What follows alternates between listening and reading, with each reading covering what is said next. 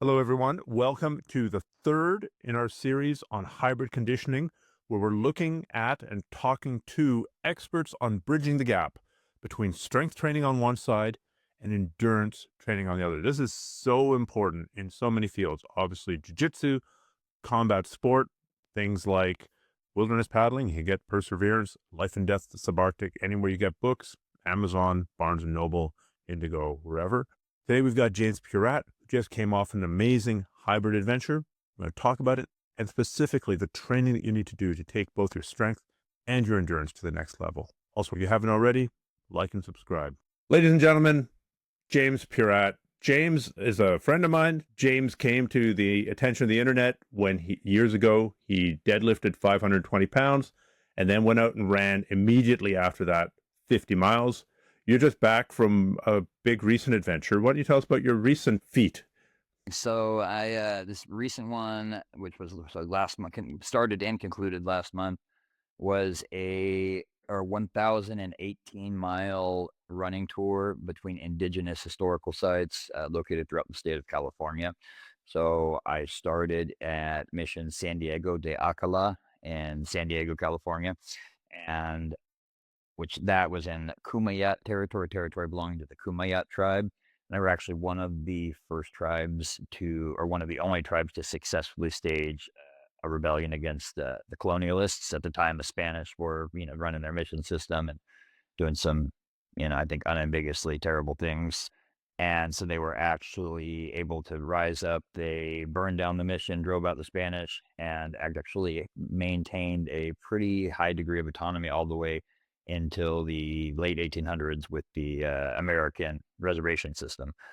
So they actually, essentially stayed free for, a whole more than another century just by successfully staging an uprising.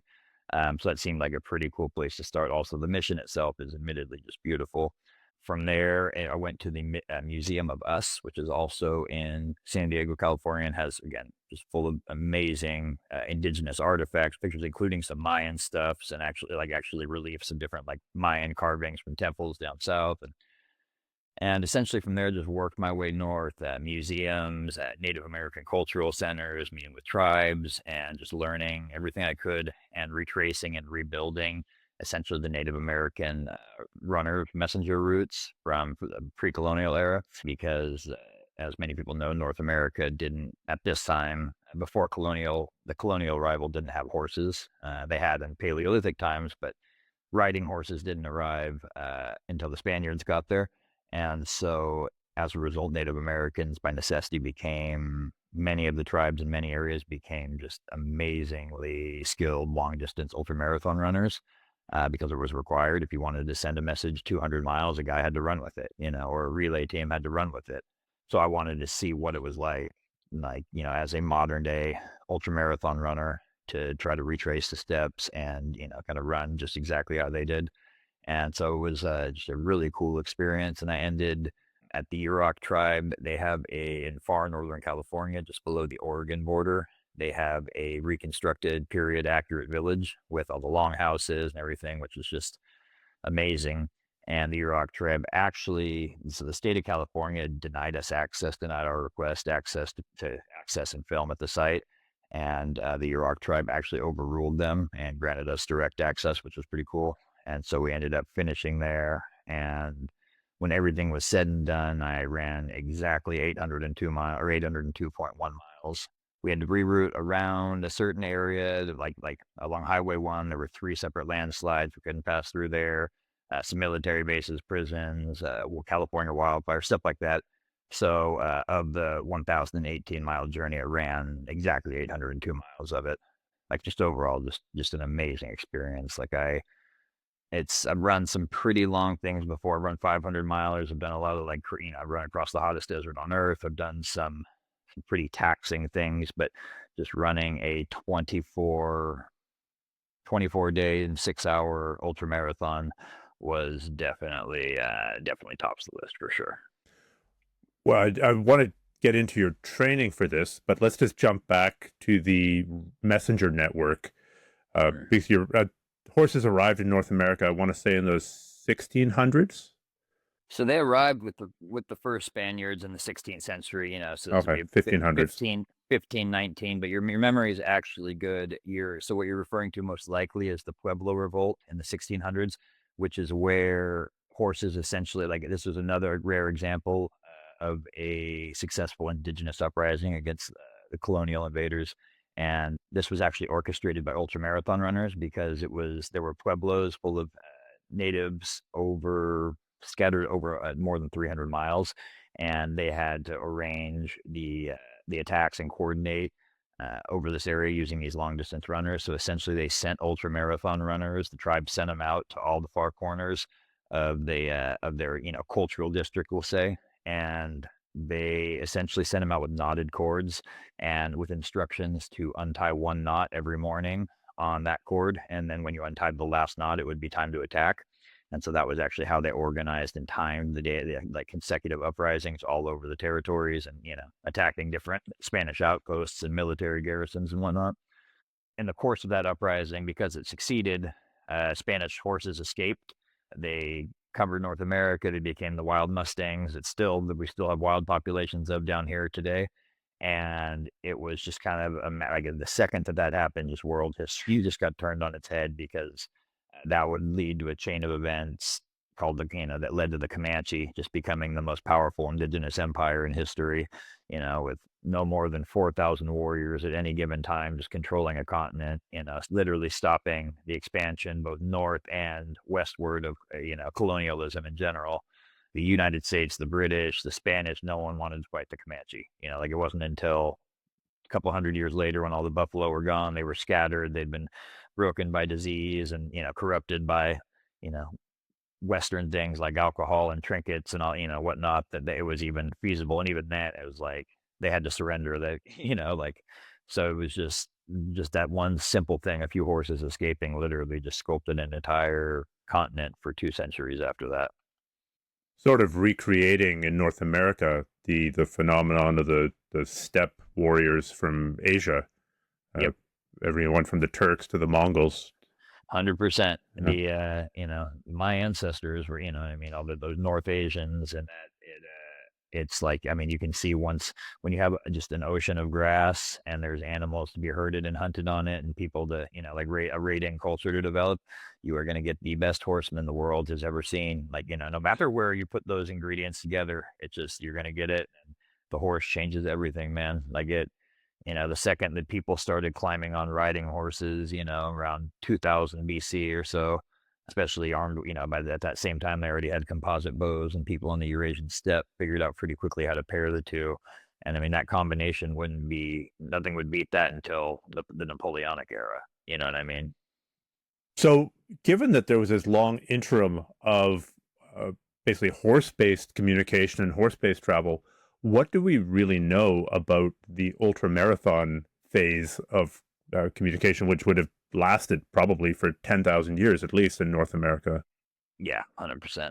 We know little bits that are left from, cultural traditions. Archaeology can tell us a little bit, but essentially, like, you're putting together little bits and pieces from different tribes here and there. Like, I know that messengers from the Fox tribe they had a tradition. They had like a bunch of like specific traditions that they would do. And to do a medieval equivalent, like their messenger runners were kind of like Templars, like they were seen as messengers in both the literal and the holy sense, but also very capable warriors and scouts, and so they would do very like specific things. They had different taboos in terms of the foods they would eat than other people. I think generally like they only ate like doves and birds of flight for food when compared to the other food sources. One exception with this though would be that they would traditionally pack a desiccated bison heart in a waist pouch when they would run, and they could just tear little chunks off of it along the way for micronutrients and protein presumably, and then also for spiritual purposes.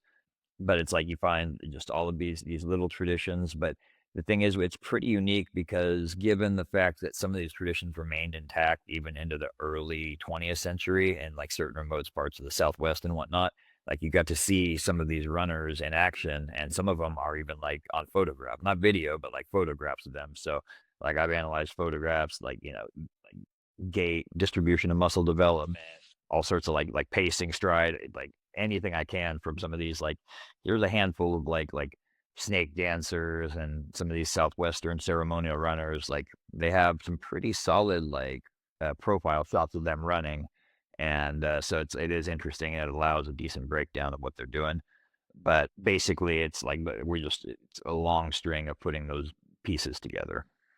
Wonder how related it is to the running traditions of Mexico that have been detailed sort of by the barefoot running community.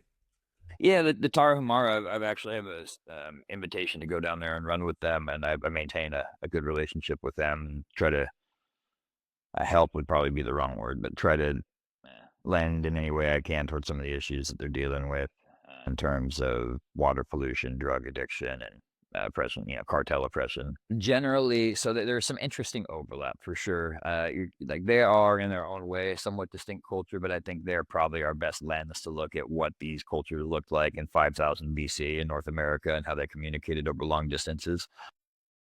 They were also never conquered by the Spanish or anyone, to be fit like, that was the thing, they just ran into the mountains and were like, "Alright, like, in order to conquer us, you're gonna have to catch us, right? Like, that's gonna be a problem even with horses, so later, like, we're just gonna relocate high further than you're gonna come," and that's worked, like, so it's interesting because today their belief system is, it's still a syncretism of indigenous and Catholic beliefs, like, they aren't heavily Catholicized like the rest of Mexico is, and, so it is pretty fascinating. They also do some pretty cool stuff in terms of just like I really like the mindset they attach to running. And actually, this is something that you see through the elite Kenyan runners too. And it's like a mindset detached from suffering. Like there's a very Western, like a Western mentality that equates suffering with running, and for them, they don't have that.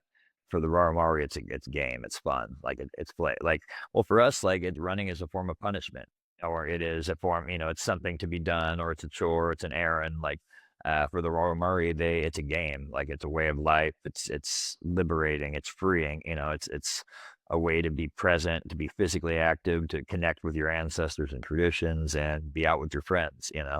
And I've always kind of been more partial to that mindset myself.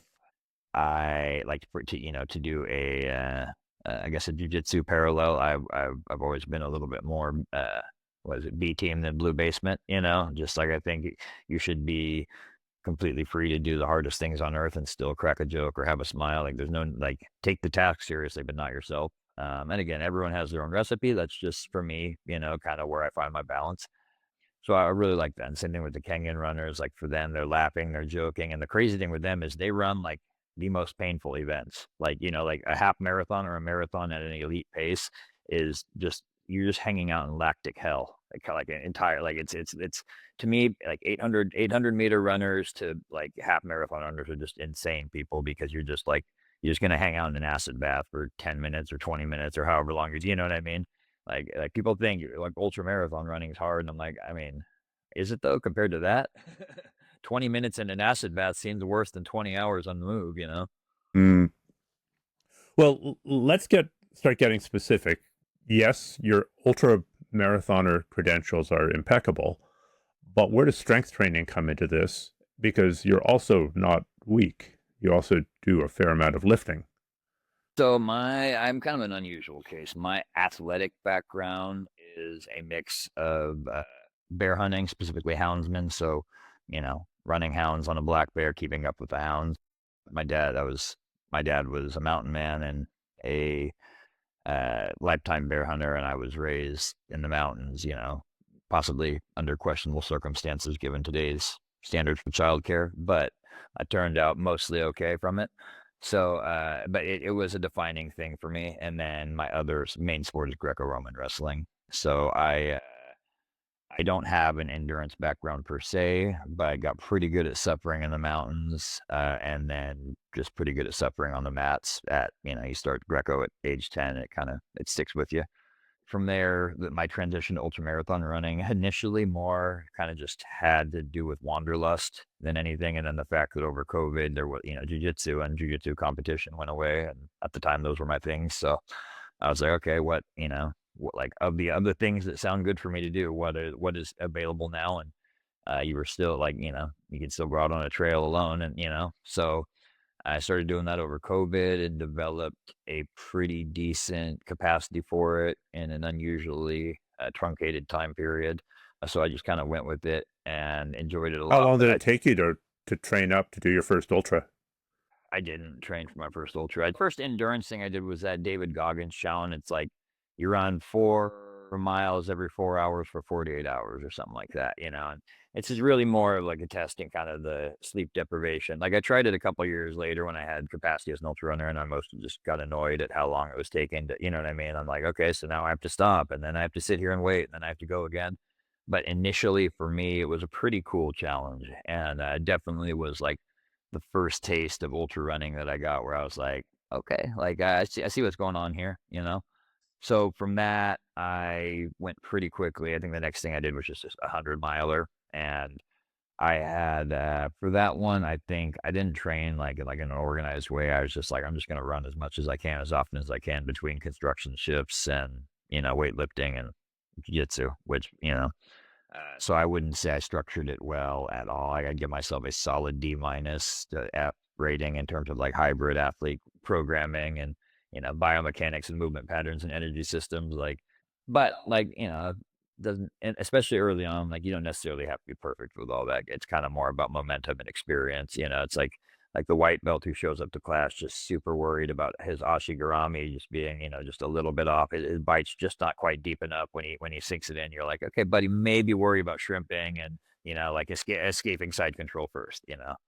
So the same applies to ultramarathon running. So I don't have any regrets about fumbling my way through it. I'm also a big believer that if you want to advance quickly in anything, like one of your biggest weapons is embarrassment. Like if you can just be immune to it, and just go. Like, you know what I mean? It's like you're gonna get better a lot faster than everyone else because people try to protect their egos and images in everything they do, especially things like hard things. So I was just willing to look like a fool in Walmart sweatpants and hand-me-down shoes out, like not really knowing what I was doing and figuring it out along the way. And I ended up loving it. I love what it exposes about yourself. Not to be cliche, but I love the difficulty of it in the sense that once I do this, I know I'm going to be a better person in some way. I also love the fact that ultramarathon bleeds over to character far more than other athletic pursuits that I've done. Why do you say that? Just because well, I'll start with the camaraderie of it in terms of like actually racing. There's no way to like run 100 miles alongside someone, see each other like shaking and maybe crying and breaking down, not being able to walk, shitting yourself, and then seeing that person overcome that alongside you. And then, like, regardless of whether you finish behind them, in front of them, whatever, like, there's nothing like that's just a powerful thing to see, especially when you're experiencing those same swings of emotions as well. But beyond that, it's just harder. Like it just, I mean, like I don't. It's just more difficult. Like go run 100 miles or go do, like again, that's not taking away from any other pursuit, weightlifting, martial arts, anything like that. But like just go run for 24 hours tomorrow, and then like tell me you don't come away from that with some powerful realizations and insights about yourself and your perceptions.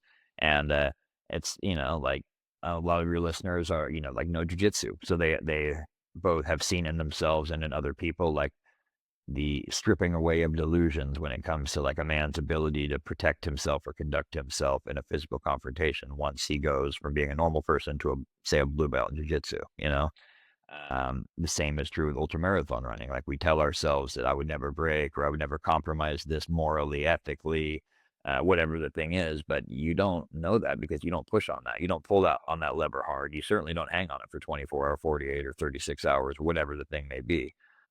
So without kind of pressure testing some of your beliefs and character points, you're never 100% going to be sure. And not everyone has, like, again, it's not me saying you have to go do this to know who you are or anything like that. But Doing hard shit is a general principle.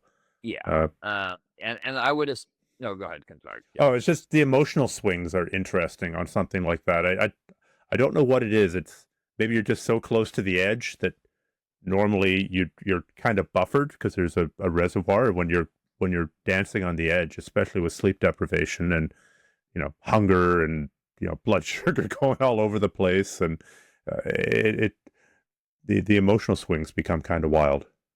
Yeah, it is. But then the kind of the crazier thing for me is when I think about like what if that's our natural state? And what if we're not supposed to feel numb and dead in routine like this every single day? Like, what if there's supposed to be a healthy, regular amount of that? And, maybe in winter we're supposed to sit around the fire, sharpen arrowheads, cure meat, you know what I mean? And like, thread wool and whatnot. But for the most part, I think we're kind of meant to be out in that doing stuff like that. And when I say meant to, again, this is not like a Liver King-esque rhetoric. This is like, I fully acknowledge the modern world has advanced to a place where we can get dental care, we can do all these things, and that is just amazing. But having said that, when you look like, have you ever seen that graphic that shows you the period of like human history with civilization compared to the period of human history just evolutionarily? Sure. I mean, humans are somewhere in the 100,000 to 300,000 year range, and civilization basically started in the Near East 10,000 years ago, roughly. Yeah. Yeah. Maybe 15 in some places, but still, it's a blip. Yep. And so when they show like basically this graphic, and I saw it on History Channel was doing something on like the human anthropology, but they went out to a football field and they said if this whole football field is human history as we know it, the history of civilization is this 1 inch before the end zone. And so that's it's a very powerful graphic to think about like how recent all of this is. And so having said that, just like I wouldn't be giving to overly romanticizing like a completely Paleolithic lifestyle, you also can't deny the fact that like if you have hundreds of thousands of years of evolution sculpting you to like live a certain way, interact a certain way, you can't just pretend like a couple centuries of industrialization is going to reset that switch. Sure. I mean, what we're talking here about is sociobiology, the effect of how evolution has shaped human behavior. And this is a dangerous thing because every grifter in the world is busy making sociobiological arguments for, like, I don't know, why men should dominate women or whatever. Why you should invest in my How to Be a Sigma Male course. Yep, Uh, exactly. but to throw all that out at the same time is ridiculous. Obviously, evolution didn't just stop at our necks. It had to continue up into our brain.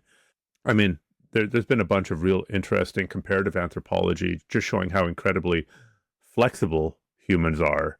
How many different ways we can structure society and how many uh, different ways there are of being human. To say, this is the way, paleo diet. We should only eat meat like our ancestors. Well, what about this group here that 50,000 years ago ate mostly grain, or this that ate mostly, I don't know, swamp tubers, or we can exist on coconuts, and the fact that there's people out there surviving on nothing but McDonald's should tell us how incredibly adaptable we are. Yeah, I agree, but I mean, like the Inuit exist, and so do Mm. Pacific Islanders. Those Yep. are some, what I mean. One diet has no carbohydrates. One diet's more than 78% carbohydrates. Like what I mean, completely different sourcing. All these things. So it's like, I mean, that's why we are, and again, this might not be a good thing, but that is why we are the apex organism on this planet outside of the mosquito, maybe, is because it's like we're just like cockroach mammals. Like it's like same thing. Like Neanderthals were better than us at pretty much everything. Problem is they took 4,000 calories to survive per day because they had massive brains and crazy metabolisms and huge muscles, and we were just kind of better at reproducing. Also, we were a little more social, so we had longer range trade networks. So when things were hard, we still had access to certain resources, did divide into small little clusters and resort to inbreeding, et cetera, et cetera. You know what I mean? But it's like, you gotta consider like all these moving parts, both the flattering ones and the unflattering ones. So, when it comes to your running, where does strength training come in? So given the fact that I come from martial arts and outdoors, kind of the strength training is like a natural component to me. Like I initially started it when I was just doing martial arts as a way to support doing martial arts and be better at martial arts, train the martial art as well as the martial artist. And then when I transitioned to ultramarathon running, it really just, like, I was like, I'm not going to just like abandon this. First of all, I like it. Like, I like the way it feels. Second of all, I have medically significant scoliosis. And if I don't do certain corrective exercises, the curve in the bottom of my spine creates all sorts of issues. And some days I can't walk, the sciatica and whatnot. So it was never really an option to not train, at least my lower back. Addition to that, I remember I like having grown up, in a pretty active lifestyle and doing farm work, a lot of wheelbarrowing and shoveling and all that. I remember, and then wrestling too. I remember like when I first started in jujitsu, people like I wasn't big, I wasn't, like a weightlifter. I certainly didn't know what I know now, but I remember people just always commented on how strong I was, and just pain in the ass was usually the word they used, and so I was like, well, I mean, more of that can't be a bad thing, right? And then also I found that the stronger I got, the less tired I got. And then I was just so like a lot of my white belt and blue belt was just spent basically getting impossible to pin and impossible to make tired. And then a lot of the like not getting tired just came from my strength conditioning stuff, as well as just doing extra rounds on the mat. And then also I was very fortunate to kind of just stumble across like movement efficiency as a white belt. So like as like a 3-stripe white belt, I kind of learned like, oh, like I can really, really stretch my cardio out by not being a spaz, by not doing inefficient things, by kind of understanding where I want to go, even if I don't get there most of the time. And then it's like now I just recently in my feed, like the last month or two, I just keep seeing these videos about like, oh, make your jujitsu cardio just crazy by do this thing. And it's just all like movement efficient. Like just don't be a spaz, don't be like, don't do extra. And I'm like, well, yeah, I mean, sure. That is a big part of it for sure. But in essence, it's a carryover from having a terrible, having a crooked spine and a martial arts background, and long story short. And then I think if you're an endurance athlete, it's not negotiable, especially if you're an endurance athlete who wants to age well. Well, that's interesting. I mean, I know that most runners and most cyclists do some strength training, but kind of at the first level analysis, why would you do that? Okay, you've got your spine thing. Let's say your spine thing magically goes away. Why would you want to have more muscle, and why would you want to add to your training load, which is already considerable, by making yourself tired doing weight training? Go. Well, you're going to want to lift more just because it's going to protect your joints from that impact accumulatively. So if you start a very minimalist and targeted, let's say you're a marathon runner, and right now you're not doing any sort of meaningful strength training, but let's say there are two, there's one of you held in superposition along two separate timelines. And one timeline today, you start doing some very minimalist, say 25 to 30-minute strength training sessions 3 times a week, targeted at like your higher stress areas, your nexus points, so essentially the areas responsible for like a hip socket joint, something like that just has wide ranging repercussions when it's out of order. And you start targeting some of these areas 3 times a week for 30 minutes. And then this other parallel reality, this Marvel verse, you don't do any of this and you just keep continuing what you're doing. 10 years from now, the one of you that's doing the weightlifting is going to be way healthier. You're going to have a lot less issues with your joints. Your body's going to feel better, and you're probably going to look better, because even if you're not doing any sort of bodybuilding thing, you're still stimulating these tissues. Performance as well. Just as a final point, like even if you don't really care about being super strong, if you're just a runner, but you increase by 50% your 1-rep squat max, then what happens to the relative force production of every single step? It is, roughly 50% less. And then that's before you even get to shock absorption and all these other things that on the absorbing end of the impact. Yeah, I can attest to just about everything you've said. It used to be that when I tried to get ready for the canoeing expeditions that I like to do, I would mostly try to do canoeing and cardio. And it would allow me to keep going all day, but the pain in the back that I would feel after being on the trail for days was just terrible. You're dealing with pain all day. And now for the last couple that I've done a whole lot of posterior chain strengthening, stiff-legged deadlifts and stuff like that. Oh, yeah. And it has helped significantly. I wouldn't say there's no pain, but I would say that it's much less. So just having the strength to stay in the right position for whatever it is that you're doing. Presumably if you're doing ultramarathoning, you're running all slouched over, that's going to, your head just bounces up and down all day long. that's going to take its toll on your neck and your upper body. So if you have the strength to stay in the correct position, it's going to be less wear and tear. And if your joints aren't sliding all over the place, if they're in the right place, then it's going to be that much better for you.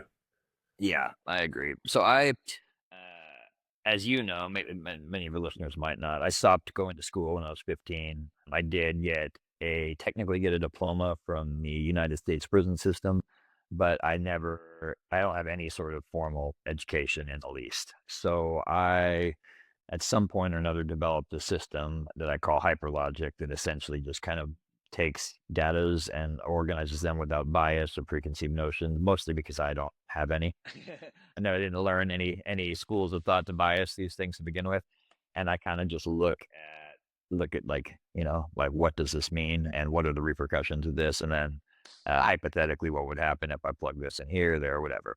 And long story short, that was one of the things that led me to realize that upper body strength training is still significant for runners, because you will see Olympic runners and people of all levels that do some sort of strength training for their lower body, but do little to nothing for their upper body, because running is, on the surface at least, it seems to be a lower body sport. Does that sound more or less feasible to you? Mm-hmm. Yeah. So, problem with that, hyperlogic comes in. Would you say that your spine is important for running? Sure. Where does most of your spine live, with the upper or the lower body? Above your legs. Yeah. You see what I mean? So it's like a lot of this stuff, you really just kind of have to look at and be like, and you kind of face palm pretty hard. So again, this is not shaming anyone. I'm just saying, like, consider all of these things when you talk about, like, hey, do I want to strength train? Do I not? Like, at the very least, you want a healthy spine, because we all want a healthy spine. Every one of us wants a healthy spine. You have 99 problems or one back problem. Yeah. No, I mean, serious. The same thing. Healthy spine, healthy heart, healthy brain. Like, those are three things that no one wants to compromise on. And those are three things that a mix of strength and endurance training are going to access. So that would be essentially my 3-point response. Well, we've done a pretty good case for why. Let's talk about the how. We're talking on a Friday. What did you do Monday, Tuesday, Wednesday, Friday this week? You're post your adventure, but you're still training. So I'm assuming you're in a little bit of a deload era. But what does your training look like this week? So it actually looks very different and relatively non-representative, but it's still pretty educational. So when I do a big event, like, I mean, not like running 100 miles. So like if I run 100 mile, or I bounce back pretty, like, in 3 days, my body feels fine. And in 7 days, my nervous system feels fine. This 802 mile, it took a lot more out of me. So when I do anything above, say, like 250 miles, I generally plan afterwards a specific training block that aims at the properties that I have neglected. And there's two reasons for this. It's first, on the surface, is just to stay well-rounded. So if I just spent 8 months training for an endurance event, stands to reason that maybe I want to sprinkle in some speed, a little bit of like fast twitch training and, a lot of corrective stuff to kind of balance my body out and not neglecting these systems. The second point on this, though, is just general health, because it's like I just spent 8 months building a massive heart, insanely efficient mitochondria, and a high VO2 max. Then those are very, very important components of health. But so is bone density, fast twitch muscle, like, you know what I mean? Brain derived neurotrophic growth factor that's stimulated, growth hormone. These things are stimulated only from higher intensity outputs. So for health reasons as well, I like to rotate and hit some of these, neglected areas. And that's something that I don't see other other high output runners do very much of. But having said that, right now I'm in like more of a speed and power block, but running at deload intensities. I'm just at 5 weeks now. So next week will be the first week I test my nervous system with like some actual, a little bit higher volume. But so in review this week, Monday morning, I woke up, I did a sprint session, which was primarily sprint drills, different types of skips and some hops, jumps, different stuff like that. No actual sprinting, because deload frequency. If it was a full load week, I would have done some shorter end sprints on the 10 and 20 meter range, which very good, but also the acceleration end of a sprint is the most taxing on your body, because you're getting your body up to speed. You're not just maintaining that speed. So I'd like to dose those pretty small, 410s, 420s, 4 or 5 of each, something like that. After that evening, I did a upper body lift that was primarily back and trap stuff. So I had some pull-ups, some single arm rows to target imbalances, some single arm snatches to work on just reactivating some of my explosive muscles while also targeting imbalances and it's offloading my spine. And just, some accessories, stuff like that. Nothing too crazy neck. And Tuesday was, top of my head, a full body lift, pressing movements, mobility, and some core training. Wednesday was another sprint session in the morning, and these sprints are done on sand right now for lower impact. Another sprint session. This one, more sprint drills, would have focused on high-end sprint speed. So that's essentially using a flying start or like a real gradual start, jog to run to sprint. So you take the acceleration strain out of it, and then you just work on the actual speed section. Same thing went back in the evening, more explosive like explosive full body training, but very small volumes, your snatches, your swings, stuff like that.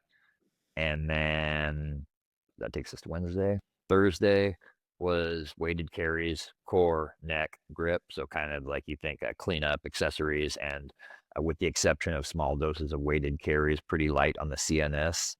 So if you're like paying attention, I tend to occupy or use the high-low method, high intensity one day, low intensity the next, alternating to not overtax my CNS and never have more than 3 high intensity days in a week. And then just to conclude this efficiently, today's Friday. I had to push 10 minutes or push our meeting this morning, our call this morning, 10 minutes because I was finishing up a workout of box squats, which I did one set of relatively heavy Bulgarian split squats to prime myself for the squats while also helping as a heavy targeted prehab remodeling exercise for my lower back because the Bulgarian split squat helps my lower back pain and asymmetry a lot. And then I did box squats and then nothing too heavy. I did 3 sets of 4 at 80 to 85% intensity. And then I did 3 sets of 6 Romanian deadlifts. And then that last set I did in a sumo stance because I have a tight right groin right now. That's compensating for a right quad issue. And I wanted to test that with a little bit of weight, and it felt fine. And then a little bit of neck, a little bit of core, and here we are. You've put out a lot of your training programs for sale on Wild Hunt Conditioning, Yeah. but how do you design them? Like, you talked about the high-low principle. What are the other principles that are involved in designing these programs? So it's interesting. I have 2 separate approaches. One I use for straight historical stuff. So, for example, my Aztec Warrior Week program, it's like $20. This has everything, literally everything. So it has Aztec Warriors. One of their primary strength and conditioning methods was hill sprints. Thing was, they didn't use hills; they used the temples and Tenochtitlan in the Holy District. Okay, from a young age, they would run up different temples. So we actually went and I studied archaeological documents and I recreated the length and angle of each of these temples that they used, the different warriors used, and programmed these workouts, the hill sprint workouts accordingly to these specific things. Same thing with the diet aspect of it. Which foods are confirmed from refuse piles, from archaeology, which we know existed during the 15th century in the central Mexican highlands. Had the banana arrived there yet? Oh, okay, it had arrived there yet, but the yam hadn't arrived, et cetera, et cetera. And we build things out based off like solid archaeological evidence. And again, this is where it comes in handy that I'm a massive history geek and then friends with guys like Daniele and my buddy Constantine, who runs the This Is Ancient Instagram page. Great page, by the way. And so with stuff like that, the history side, that's how we approach it. With the hybrid training side, so my latest program I put out, which is just the exact program, hybrid training program I used to run the 800 miles, that had almost 100 different principles in it. And I know because when I put it through ChatGPT to audit it and I asked, it told me you had between 89 and 112 principles, depending on how you define a principle. So with stuff like that, that is, accumulated wisdom because I have a rare cognitive condition called low latent inhibition. And essentially my brain has a a faultier filter or a looser mesh around it in terms of data. And so generally the brain tends to react in one of two ways when this happens. Either it gets overwhelmed and manifests signs that are pretty much indistinguishable from many developmental disorders, or it kind of swings the other way and manifests in a brain that has a novel capacity for connecting data points. It kind of comes with a kryptonite built in, though, that like it doesn't really work if you're not interested in something, which is just strange. Like it fascinates me. Apophenia meets ADHD. Yeah, exactly. Exactly. With a very small injection of Asperger's, according to my wife, who spent her career working with spectrum based patients. But so essentially, like for me, I just can't have my brain can't help but kind of cycle through these things like constantly. And then the fact that I've been blessed with a lot of great resources in terms of, the individual experts in fields, whether it's Mark Bell and Andre Malancha for powerlifting and strength, or Zach Bitter for ultramarathon running, or, whatever it may be. So it's just really a relentless quest to refine all of these points into, like the sharpest angle that I can. And so, for instance, just to give you a couple like specific principles that I will have, let's say we'll focus on a few that never leave my program. Okay. Cause like, just your cardinal rules. For one, energy systems training. So that would be accessing your aerobic, your anaerobic, and your creatine phosphate systems. Those are the three systems that generate energy for any exercise you do. Just to be very simple, because I think too like technical, it sounds really cool, but people get lost in the weeds with a lot of this stuff. So I will follow the example of Musashi, who said that it is good to say something smart, but it is better to say something smart in a few words, and simply say, do fast cardio, do medium cardio, and do slow cardio. Okay, slow cardio is rucking, jogging, light rowing, something where you can do it enjoyably and still pretty much talk or, hold at least some form of conversation.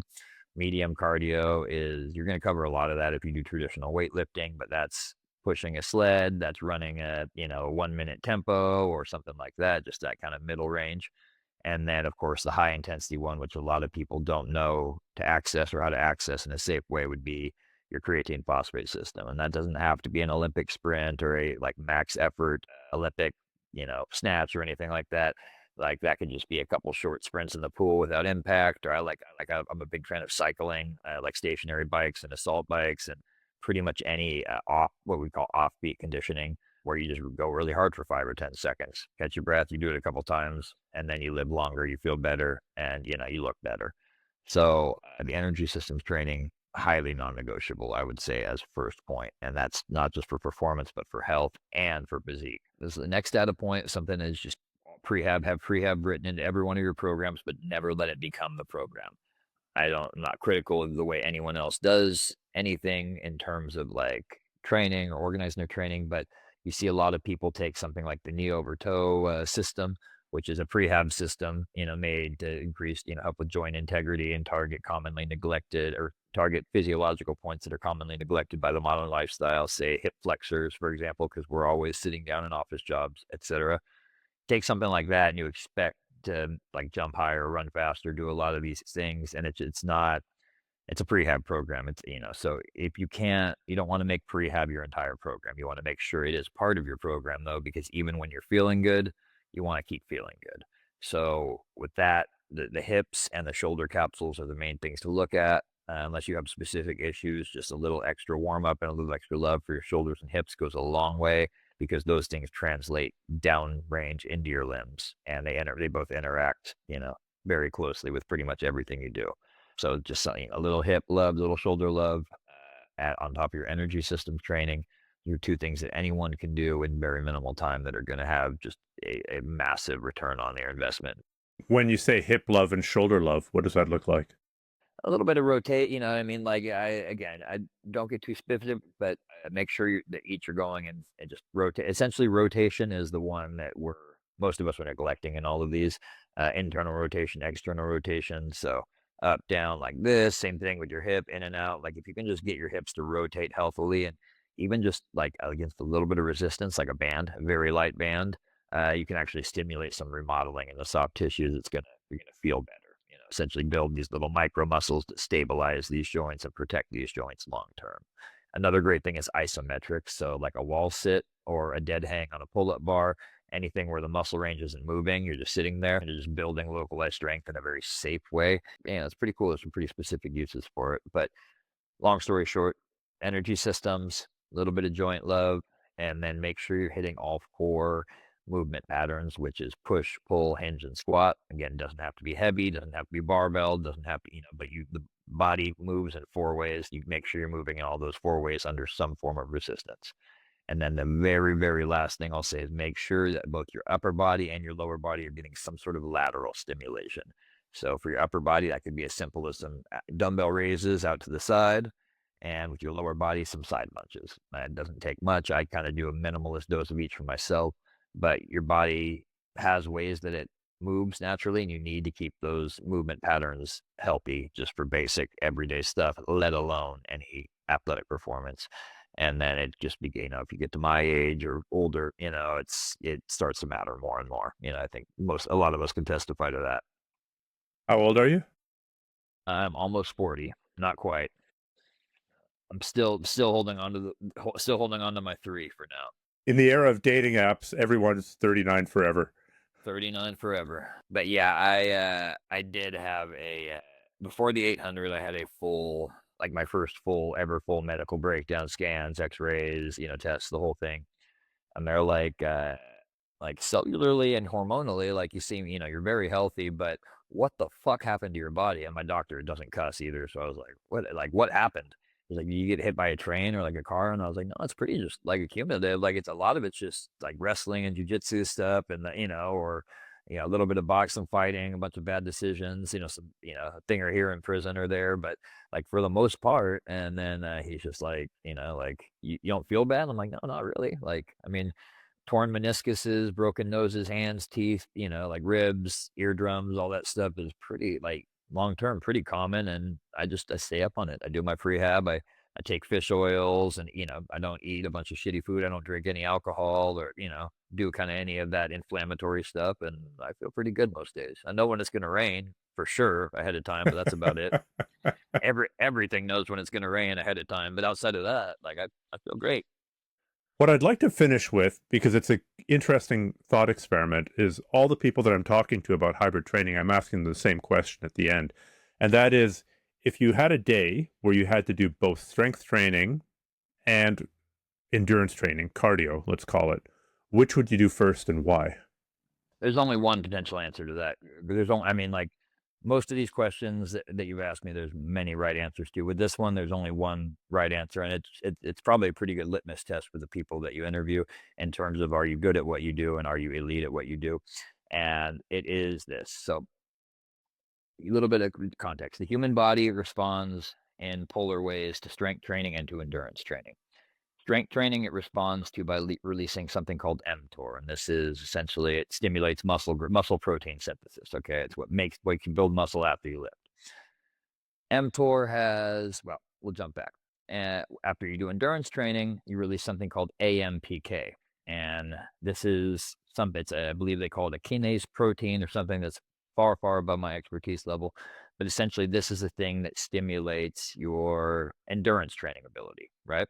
So the thing is, AMPK is more dominant than mTOR. We are, no matter what we want to, what the gym bros say, we are at our base endurance creature. We are the best in of all land animals. We are the best endurance creature on the planet. Not even close.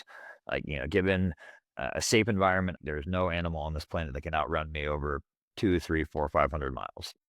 We're built for it. We have, we're bipedal, which is more efficient than having 4 legs. We have, no hair, so we can shed heat. We have hands that can carry additional calories and hydration, et cetera, et cetera. So having said that, you have to frame us as an endurance creature first and foremost. And if you don't, you run the risk of really messing up your training, because AMPK will always outcompete mTOR. So if I were to go and do an insanely long and heavy run at first thing in the morning, and then go home and rest for a few hours and then go do a lift, that lift would be compromised. Okay. Because the AMPK is going to be in my system, and it's going to be in my system for, anywhere between 12 and 20 hours. So if I were to do the opposite, however, and go do my strength lift in the morning and get my mTOR in my system, and it's going to be doing its job intensely for about 3 or 4 hours or so. Especially if I go home and ingest some form of carbohydrates, ideally carbohydrates and protein for the whole recovery picture. Maybe even get a little nap in there too, and then I go and I do my endurance training. I'm going to get the full benefit of both. Make sense? Strength first and endurance second in the day. The human body is. It's not. I have no bias. Say I'll do. I'm a what it takes guy. Like for me, it's I don't come at these things with bias. I don't want it to be this or that. I look at it, and then I also don't take studies at face value because I believe practical experience is better than theory alone. So I test these things, and over time, you find out what is and what isn't, and it's like most people would agree with everything from politics to religion to anything contentious.